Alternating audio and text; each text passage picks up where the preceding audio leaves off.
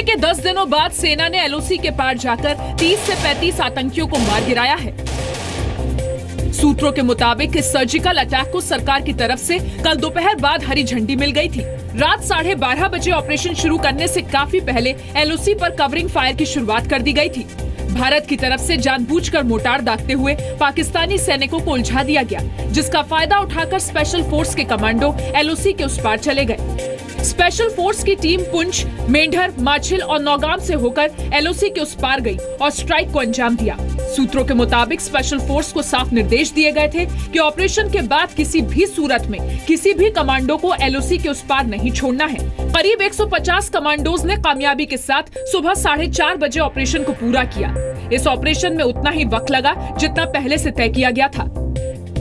कल बहुत ही विश्वस्त और पक्की जानकारी मिलने के ऊपर कि कुछ आतंकवादी लाइन ऑफ कंट्रोल के साथ लॉन्च पैड्स के अंदर एकत्रित हुए हैं। इस खबर को मिलने के बाद भारतीय सेना ने सर्जिकल स्ट्राइक्स कल उन लॉन्च पैड्स के ऊपर किए हैं। सूत्रों के मुताबिक स्पेशल फोर्स के कमांडोज ने पीओके में भीमबर, हॉट स्प्रिंग, केल और लीपा सेक्टर में आतंकवादियों के 7 लॉन्च पैड को तबाह कर दिया। पाकिस्तान के खिलाफ एलओसी पार हमले पर केंद्र सरकार ने आर्मी को बधाई दी है। ये बहुत गर्व है भारत की सेना पर, उसकी बहादुरी, उसके साहस।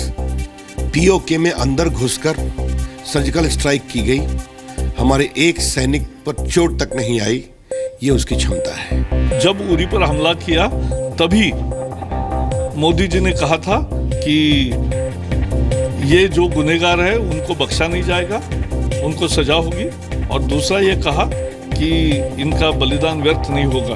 तो दोनों काम करके दिखाए। हम सबके मन में जिस बात की प्रतीक्षा थी वो हो गया है। कांग्रेस ने भी सेना की कार्रवाई की तारीफ की। देखिए, ये सर्जिकल स्ट्राइक जो है ये हमारी फौज ने किया है और ग्राउंड पर अगर फौज ने कोई फैसला किया है तो पूरा देश उनके साथ है। समाजवादी पार्टी ने सेना की कार्रवाई के लिए प्रधानमंत्री की तारीफ की। ये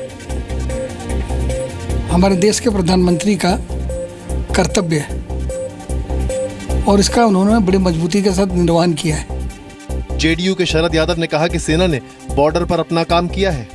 ये बात जान लीजिए कि जो फौज खड़ी है वो उसका मकसद ये है कि अपने देश की सुरक्षा करना। सुरक्षा में कोई खतरा होगा तो रिटेलिएट करेगी वो। पीओके में सर्जिकल स्ट्राइक को लेकर भारत ने दुनिया के बड़े देशों को भरोसे में लिया है। विदेश मंत्रालय ने सुरक्षा परिषद के 5 स्थायी सदस्य देशों के अलावा 22 देशों के राजनयिकों को भारत के पक्ष के बारे में बताया है। सर्जिकल स्ट्राइक से पहले भी राष्ट्रीय सुरक्षा सलाहकार अजीत डोवल ने अमेरिका की राष्ट्रीय सुरक्षा सलाहकार सुजान राइस से बात कर उन्हें भरोसे में लिया। अमेरिका के अलावा ब्रिटेन और कुछ दूसरे देशों को भी कार्रवाई की जानकारी दी गई। विदेश मंत्री सुषमा स्वराज ने अमेरिका के विदेश मंत्री जॉन कैरी से पिछले 2 दिनों में 2 बार बात की।